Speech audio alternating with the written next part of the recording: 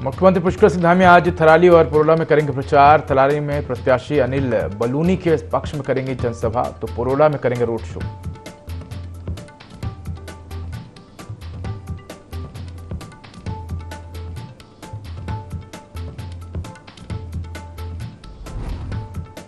डेरा प्रमुख तरसेम सिंह की हत्या के बाद सियासत गर्म। चुनाव के बीच कांग्रेस को मिला बड़ा मुद्दा। विपक्ष कानून व्यवस्था को लेकर सरकार पर हमलावर।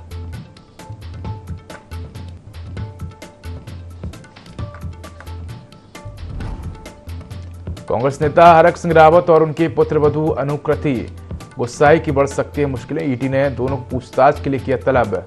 पाखरो टाइगर सफारी निर्माण घपले में अवैध लेनदेन का है आरोप।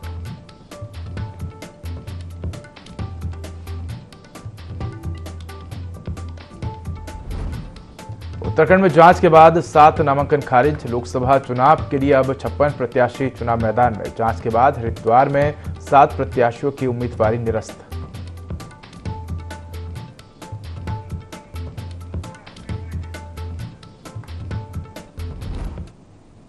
नमस्कार, मैं उदय। देवभूमि लाइव में आपका स्वागत है। बुलेटिन की शुरुआत करेंगे तमाम बड़ी खबरों के साथ। बड़ी खबर देहरादून से है, जहां लोकसभा चुनाव के लिए 56 प्रत्याशी चुनाव मैदान में। नामांकन पत्रों की जांच के बाद 7 नामांकन निरस्त हुए हैं। उत्तराखंड की 5 लोकसभा सीटों पर 56 प्रत्याशियों में मुकाबला होगा। तो नामांकन पत्रों की जांच के बाद हरिद्वार में 7 प्रत्याशियों की उम्मीदवारी निरस्त हो गई है। बाकी सभी सीटों पर नामांकन सही पाए गए। तो 30 मार्च को नाम वापसी के बाद प्रत्याशियों की अंतिम सूची जारी होगी। तो ये बड़ी खबर आपको देहरादून से बता रहे हैं, जहां लोकसभा चुनाव के लिए 56 प्रत्याशी चुनाव मैदान में है। नामांकन पत्रों की जांच के बाद 7 नामांकन निरस्त हुए हैं। उत्तराखंड की 5 लोकसभा सीटों पर 56 प्रत्याशियों में मुकाबला होगा। नामांकन पत्रों की जांच के बाद हरिद्वार में 7 प्रत्याशियों की उम्मीदवारी निरस्त हो गई है। बाकी सभी सीटों पर नामांकन सही पाए गए हैं। तो 30 मार्च को नाम वापसी के बाद प्रत्याशियों की अंतिम सूची जारी होगी।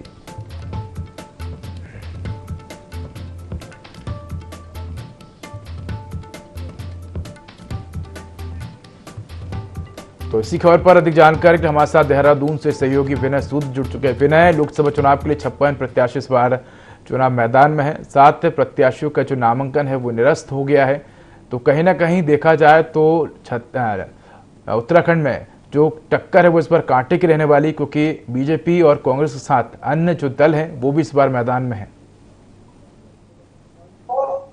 जी बिल्कुल उदय, देखिए आपको बता दें कि लोकसभा चुनाव को लेकर जिस तरीके से नामांकन की जो प्रक्रिया है वो बीते दिन पूरी हो चुकी है, और ऐसे में अब जो है देखा जा सकता है कि जो 56 प्रत्याशी हैं वो पूरी तरीके से उनकी जो सूची है वो जारी हो गई है। 56 प्रत्याशी जो है लोकसभा चुनाव के लिए मैदान में है। तो वहीं अब ऐसे में जो लोकसभा चुनाव की यहाँ पर बात की जाए तो इसको लेकर के पूरी रणनीति के साथ जो है पार्टियों ने भी तैयारियां कर ली हैं। वहीं हरिद्वार सीट की अगर बात जाए तो वहां से 7 नामांकन जो है वो उनको निरस्त किया गया है। कुल मिलाकर 63 नामांकन जो है वो इस दौरान भरे गए थे, जिनमें की यहाँ पर 7 नामांकन निरस्त किए गए हैं। तो अब पूरी जो यहाँ पर राजनीतिक पार्टियां हैं, जो दल हैं, वो यहाँ पर तैयारी के साथ में जुटे हुए हैं कि किस तरीके से आगामी लोकसभा चुनाव में जो है जनता के बीच में जाना है और क्या कुछ रणनीति इस दौरान तय की जानी है। वहीं हरिद्वार की अगर बात करें तो हरिद्वार में जिस तरह से पूर्व मुख्यमंत्री त्रिवेंद्र सिंह रावत जो है मैदान में है, तो वहीं पूर्व मुख्यमंत्री कांग्रेस के जो हरीश रावत हैं, उनके बेटे भी जो है मैदान में हरिद्वार सीट से है। तो काफ़ी दिलचस्प जो मुकाबला है इस दौरान ये रहने वाला है, और बीजेपी की तैयारी लगातार जो है जोरों से चल रही है। तो वहीं कांग्रेस ने भी जो है अब यहाँ पर चुनावी बिगुल के चलते काफ़ी मजबूत तैयारी करनी शुरू कर दी है। जी बिल्कुल विनय, धन्यवाद आपका इस अधिक जानकारी के लिए। तो आपको बता दें कि लोकसभा चुनाव के लिए 56 प्रत्याशी इस बार चुनाव मैदान में है और नामांकन पत्रों की जांच के बाद 7 नामांकन निरस्त हुए हैं। तो रुक करते हैं अगली बड़ी खबर का। आपको बता दें कि नानक मत्ता साहिब गुरुद्वारे में सुबह डेरा प्रमुख का सेवक तरसेम सिंह की 2 बाइक सवार बदमाशों ने हत्या कर दी। हत्या के बाद दोनों बदमाश घटना से फरार हो गए। सीसीटीवी के आधार पर दोनों आरोपियों की तलाश की जा रही है। मामले की गंभीरता को देखते हुए मुख्यमंत्री पुष्कर सिंह धामी के निर्देश पर SIT का गठन कर दिया गया है। वहीं केंद्रीय एजेंसी से आरोपियों के बारे में जानकारी जुटाने की कोशिश की जा रही है। IG नीलेश आनंद भरणे ने बताया कि जल्द मामले के का खुलासा करके हत्या के पीछे का उद्देश्य के पर्दाफाश किया जाएगा।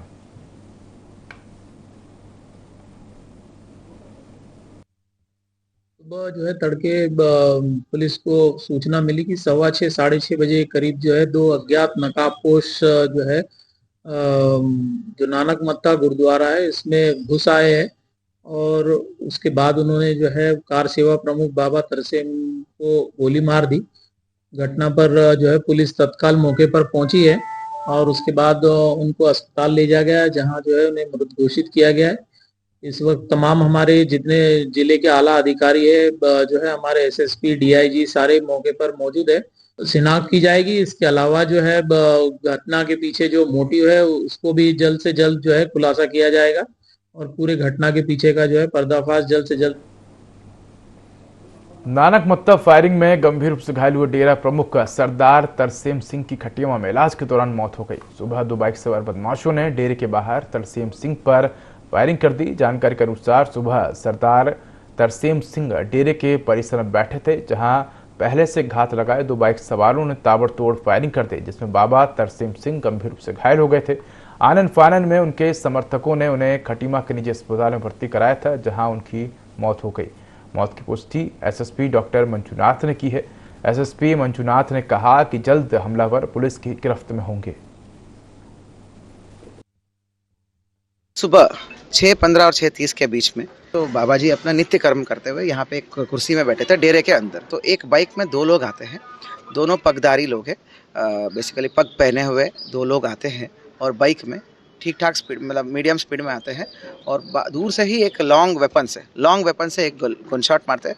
तो तब बाबा जी उठ के थोड़ा सा आगे इधर देखते हैं, तब तक वो फिर से मुड़ के एक और गन शॉट मारते हैं। कुल मिला के 3 सेकंड के अंदर, मात्र 3 सेकंड के अंदर 2 गन शॉट मार के ये ठंडे कुएं वाला रास्ते से चले जाते। दोनों का क्लियर फोटोस आ रहे हैं। सिख है, दोनों जो है आइडेंटिफाइड है, मतलब हुलिया वुलिया सब कुछ आइडेंटिफाइड है। हॉस्पिटल में काफ़ी देर के इलाज के बाद जो है उनको मृत घोषित कर दिया गया है और हम काम करेंगे और इनको मुंह तोड़ जवाब भी देंगे और कानूनी रूप से दें तो इनको तो सख्त से सख्त एक्शन इनके।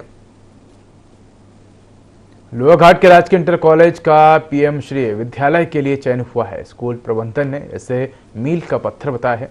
प्रधानाचार्य श्यामदत्त चौबे ने बताया कि स्कूल के विकास कार्यों के लिए इस योजना के तहत 2 करोड़ 25 लाख रुपए के प्रस्ताव मांगे गए हैं। पीएम श्री योजना का उद्देश्य राष्ट्रीय शिक्षा नीति 2020 के तहत उच्च गुणवत्ता वाली शिक्षा प्रदान करना है। आज इसको सर एक पीएम श्री योजना के तहत एक अलग तरह के विद्यालयों की परिकल्पना जो हमारे राष्ट्रीय शिक्षा नीति 2020 के द्वारा जो सोची गई थी, उस नीति के तहत एक ऐसे विद्यालयों की अवसंरचनाओं की कल्पना की गई कि जहां पर उसके बुनियादी जो भौतिक संसाधनों से उसको विकसित करने के साथ साथ ही उसकी शैक्षणिक और हमारी जो अन्य बौद्धिक गतिविधियों को भी एक बहुत अलग और उन्नत तरीके से इसको विकसित किया जाना है इसमें। और इसके लिए भारत सरकार द्वारा जो पीएम श्री स्कूल की योजना में अलग से एक बजट का यहाँ पर प्रावधान किया गया है, जिसमें कि 2.25 करोड़ के लगभग यहाँ पर धनराशि का प्रस्ताव आंगन में। प्रदेश में जहां प्रथम चरण में ही लोकसभा चुनाव होने जा रहे हैं, प्रदेश की सभी सीटों पर 19 तारीख को मतदान होगा, तो वहीं प्रशासन ने भी 2024 चुनाव को लेकर सभी तैयारियों को पूर्ण कर लिया है। मतदाता सूची को अंतिम रूप दिया जा रहा है। डोईवाला एसडीएम और उप जिला निर्वाचन अधिकारी अपर्णा ढूडियाल ने बताया कि डोईवाला विधानसभा में लगभग 190 पोलिंग बूथ पर मतदान होगा, जहां 1,75,619 मतदाता प्रत्याशियों के भविष्य तय करेंगे।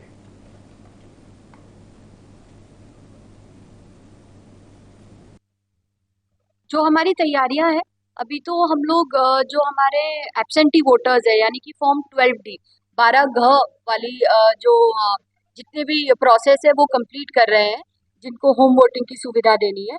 इसके अलावा हम लोग इस बार जो हमारा एक एम है कि 75% से ज़्यादा मतदान हो, तो इसके लिए विभिन्न जो सुविधाएं हैं जैसे शौचालय हो गई, पीने का पानी हो गया और शेड की व्यवस्था हो गई, अन्य हम सभी सुविधाएं अपने बूथों पे दुरुस्त करवा रहे हैं। पोलिंग बूथों तक उन्हें हम लोग सुविधा प्रोवाइड करेंगे आने की, उनको एक साथी या फिर वॉलेंटियर हम लोग देंगे जिससे वो लोग इजीली वहाँ पे वोट कर सकें। मैं सभी से ये अपील करना चाहूँगी, जिनका भी वोटर आईडी कार्ड बना है या फिर जो हमारे निर्वाचक नामावली में लोग हैं, सभी मैक्सिमम बूथ तक पहुंचे और अपना वोट लोकसभा चुनाव के लिए उत्तराखंड भाजपा ने संकल्प पत्र तैयार करने के पूरे प्रदेश से समाज के अलग अलग वर्गों में रहने वाले लोगों से सुझाव मांगे थे। इन सुझावों को प्राप्त करने के लिए भारतीय जनता पार्टी ने चुनाव प्रबंध समिति का भी गठन किया था, जिसका संयोजक हरिद्वार लोकसभा सीट से भाजपा प्रत्याशी त्रिवेंद्र सिंह रावत को बनाया है। करीब 1 महीने से ज्यादा समय बीत जाने के बाद उत्तराखंड की 70 विधानसभा के 70,000 लोगों ने भाजपा को अपने सुझाव भेजे हैं, जिन्हें समिति केंद्र और राज्य को भेजने वाली है। संयोजक त्रिवेंद्र सिंह रावत ने बताया कि सभी सुझावों में से 60% सुझाव राज्य को जबकि 40% सुझाव केंद्र को प्रेषित किए जाएंगे। उन्होंने कहा कि सभी प्राप्त सुझावों से देश को विकसित बनाने के संकल्प को और भी ज्यादा मजबूती दी जाएगी।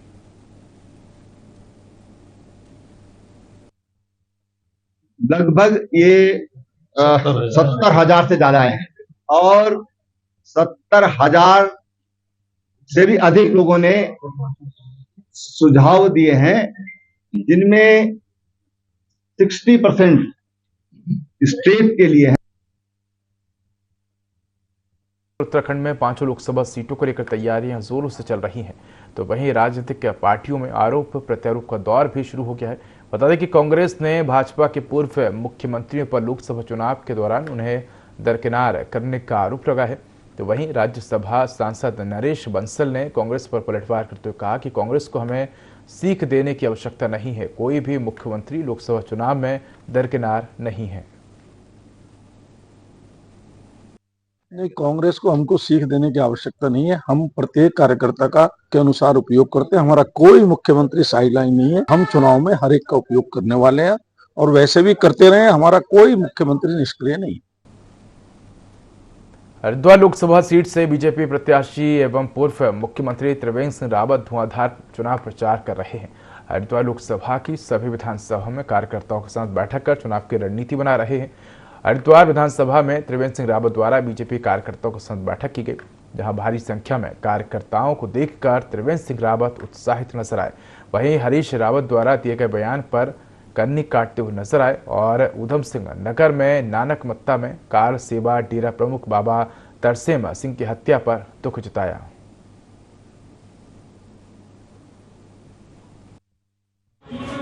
अब उन्होंने किसके लिए कहा है ये मेरी जानकारी में नहीं है, लेकिन वो ऐसा क्यों कह रहे हैं, किसके लिए कह रहे हैं, उनसे पूछा जाना चाहिए। आप देख रहे हैं चारों तरफ उत्साह है, कार्यकर्ता पूरी तैयारी में। उत्तराखंड में लोकसभा चुनाव के लिए सभी 5 सीटों पर नामांकन प्रक्रिया संपन्न हो गई है। इस बार कुल 63 प्रत्याशियों ने नामांकन करा है। अंतिम दिन सर्वाधिक 37 नामांकन हुए। नामांकन पत्रों की जांच और 30 मार्च को नाम वापसी के बाद ही प्रत्याशियों की अंतिम स्थिति स्पष्ट हो पाएगी। आखिरी दिन गढ़वाल सीट से कांग्रेस प्रत्याशी गणेश कोथियाल, नैनीताल से भाजपा प्रत्याशी अजय भट्ट और कांग्रेस प्रत्याशी प्रकाश जोशी ने नामांकन कराया। इसके अलावा नामांकन कराने वालों में हरिद्वार सीट से कांग्रेस प्रत्याशी वीरेंद्र रावत, बसपा उम्मीदवार मैलाना जमील और इसके साथ ही अल्मोड़ा सीट से कांग्रेस के प्रदीप टमटा शामिल रहे। लोकसभावार आंकड़े अभी प्राप्त हुए हैं लेकिन अभी कुछ जनपदों में कार्रवाई चल रही है, इसलिए अंतिम आंकड़े मैं नहीं दे पाऊंगा। अगर आप फिर भी अगर अभी तक की जो जानकारी अगर मैं साझा करना चाहूँ तो मैं ये बताना चाहूँगा, टेहरी में जो अभी तक का सूचना प्राप्त हुआ उसमें 11 नामांकन प्रत्याशियों ने नामांकन पूर्ण किए हैं। पौड़ी में 13 प्रत्याशियों ने नामांकन पूर्ण किए हैं। अल्मोड़ा में 8 प्रत्याशियों ने नामांकन पूर्ण किया है। नैनीताल उधमसिंहनगर लोकसभा सीट पर 10 प्रत्याशियों ने नामांकन पूर्ण किए हैं। हरिद्वार में यह संख्या 21 है। पूर्व मुख्यमंत्री हरीश रावत ने आरोप लगाते हुए कहा कि भाजपा ने जगह जगह राजनीतिक सुपारी किलर खड़े किए हैं, जो धनबल के जरिए कांग्रेस के वोट काटकर कांग्रेस को नुकसान पहुंचाने की साजिश में लगे हुए हैं। जिस तरह से बिहार में ओबीसी की पार्टी ने वोट काटकर तेजस्वी यादव को नुकसान पहुंचाया था और तेजस्वी सरकार बनाते बनाते रह गए थे, उसी तरह का प्रयोग भाजपा उत्तराखंड में भी करने की कोशिश कर रही है। जनता ऐसे लोगों की पहचान कर उन्हें नकारेगी।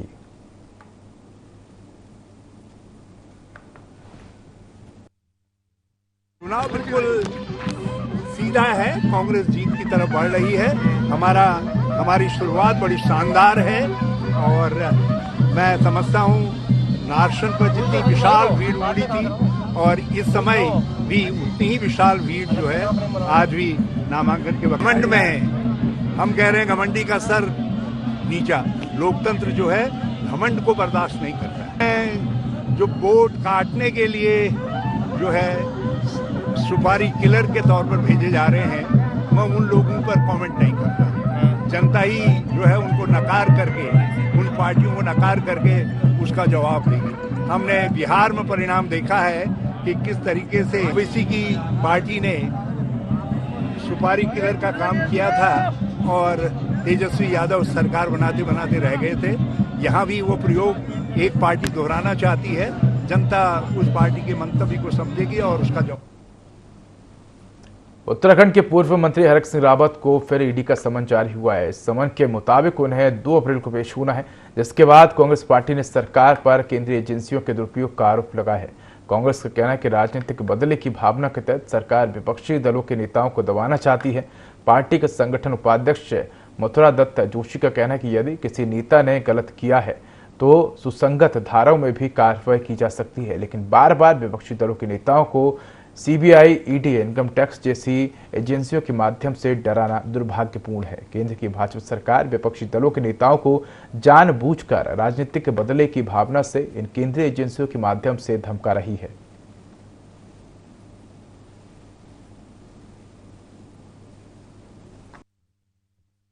देखिए, भारतीय जनता पार्टी की सरकार राजनेताओं के खिलाफ ईडी और इनकम टैक्स का प्रयोग कर रही है, धमकाने का काम कर रही है, राजनीतिक बदले की भावना से डराने और धमकाने का काम कर रही है और जो पुराने मामले भी हैं उन मामलों में सम्मन कर रही है। निश्चित रूप से दुर्भाग्यपूर्ण बात है और अन्यायपूर्ण बात है। हमारा साफ कहना है कि अगर किसी ने गलत काम किया है तो सुसंगत धाराएं भी हैं, आप उनमें कार्रवाई कर सकते हैं, लेकिन बार बार किसी को बुलाना, ईडी का इस्तेमाल करना, ईडी के माध्यम से डराना, इनकम टैक्स के माध्यम से डराना, ये गलत बात है। और भारतीय जनता पार्टी की सरकार, मोदी की सरकार विपक्षी दलों के नेताओं को जानबूझकर राजनीतिक बदले की भावना से ईडी और इनकम टैक्स के माध्यम से डराने और धमकाने का काम कर रही है।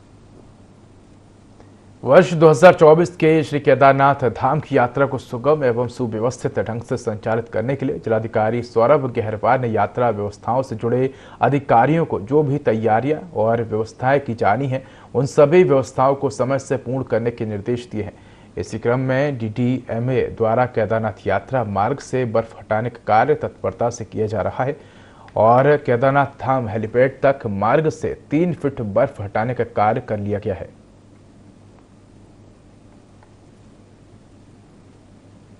गत माह हुई भारी बर्फबारी के कारण श्री केदारनाथ धाम पैदल यात्रा मार्ग कई स्थानों पर अवरुद्ध हो गया था।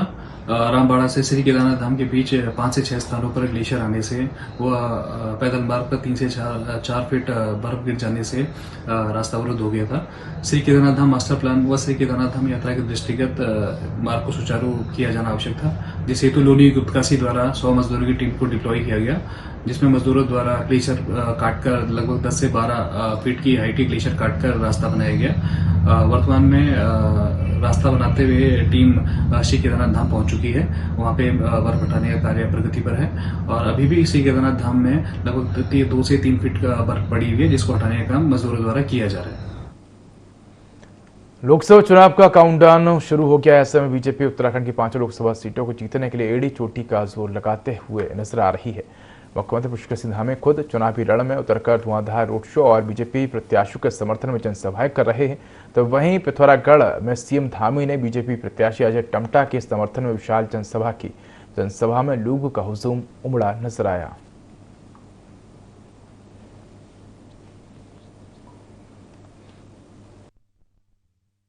माननीय प्रधानमंत्री जी का आशीर्वाद है, यह काम करना जब भी अवसर मिली मैं कोशिश करी कि मैं पूरे उत्तराखंड में जतुगले विकास का काम हो सकता हूँ, उन सब विकास का काम लगातार मिलकर बढ़ाया और एक अलावा बहुत सारा हमने निर्णय लिया और इसी से निर्णय लिया, इसी से काम करें। अब मैं अपने बारे में खुद बताऊं तो ज्यादा वो ठीक न लागू, लेकिन तब तो हम जाए कि जो काम आज तक उत्तराखंड बनने के बाद कबा न गया, उस कानून का हमने जो है निर्णय ले रखे हैं। उन कानून का अमल बढ़ा रहा है। तो मैं आज ये क्षेत्र में सब हमारे जतुगले देवी देवता छन उन संबंध से प्रार्थना कर कि हमारा ये क्षेत्र में डेडिहाट क्षेत्र में पूरा उत्तराखंड में उन्हें कृपा बनी रहो और उन्हें कृपा हमारा प्रदेश लगातार अगिलता बढ़ो और पूरा देश में हमारा उत्तराखंडो नाम एक आदर्श राज्य नाम है पूरा देशवासी जाड़ल पूरा दुनिया वाल जाड़ल ये लगातार मेरी प्रार्थना हो लगातार मेरा काम हो। मैंने यही पैदा हो रही हूँ तुम्हारे बीच में और ये बेटे बहुत लगाओ मेरा हमेशा था और मैं जब ले हूं ना तो मैं बिसंदा जब मैं यह हूं ना और यह बेटे जब मैं झांक लिया बेटे तो मैं एक क्षेत्रों को या आस पास के क्षेत्रों के एक बार में मुआनी बेटे थल के जाऊंगा तो मैं जो है बिल्कुल निसास लाके हुआ इस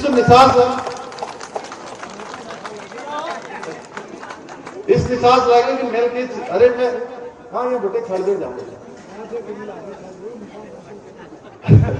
महत्ले भी यही पहले भरे ना या असली गांव में यही वो सब यही हो घर ले गए महत्ले बिल्कुल सही बात है ना। तो मैं आप सब लोगों को यही गुण खिला रही हूं कि पूरी 14 विधानसभा जो ये लोकसभा में परिणाम उन्होंने है सपन का है सपन का ज्यादा बोतल ले आप देखे एक बार कोई इन उम्र कुछ जितोल सपन पत्तों से ना कुछ जितोल बता अरे कुछ जितोल यो लोकतंत्र का जो सबसे बड़ा जो महापर्व है ये महापर्व शुरू हो गया है और सब पार्टी के लोग आ रहे हैं कोई सब आएंगे आपके पास कोई कहेंगे हमको वोट दो कोई कहेंगे हमको वोट दो हम आपसे आपका जो समर्थन है आपका मत है आपका आशीर्वाद लेने के लिए आए हैं और उसके लिए हमने जो सुशासन है और जो हमारा ट्रैक रिकॉर्ड है जो माननीय प्रधानमंत्री जी के नेतृत्व में हमने जो काम किए हैं उन कामों के आधार पर आप सबके बीच में आपके मत और आपके समर्थन के लिए आए हैं। आप सब जानते हैं हमारा जो लक्ष्य है वो पूर्ण रूप से स्पष्ट है और ये लक्ष्य है उत्तराखंड के विकास का। हमारा लक्ष्य है उत्तराखंड की महिलाओं के आत्मविश्वास का, उत्तराखंड के युवाओं के लिए संभावनाओं से भरे आकाश का, उत्तराखंड के जन जन के जीवन में प्रकाश का। हमारा निरंतर प्रयास है कि जन भावनाओं के आधार पर हम फैसले लें और वो काम करें जो सीधे जनता से जुड़े हुए। राजकीय इंटर कॉलेज लोहाघाट में उत्तराखंड बोर्ड परीक्षा का मूल्यांकन कार्य शुरू हो गया है। प्रथम दिवस में मूल्यांकन केंद्र पर आए परीक्षकों और अंकेक्षकों और उप प्रधान परीक्षकों को मूल्यांकन पूर्ण परीक्षण प्रदान किया गया। ये जानकारी देते हुए मूल्यांकन केंद्र के उप नियंत्रक प्रधानाचार्य श्यामदत्त चौबे ने बताया कि मुख्य शिक्षा अधिकारी सहित अन्य शिक्षकों को प्रशिक्षण दिया जाएगा और मुख्य शिक्षा अधिकारी ने सभी परीक्षकों को पारदर्शी एवं ईमानदारी से मूल्यांकन कार्य करने की बात कहते हुए त्रुटि रहित मूल्यांकन करने की अपील की। तो फिलहाल इस बुलेटिन में इतना ही। खबरों का अधिक अपडेट के लिए देखते रहिए INE 24। नमस्कार।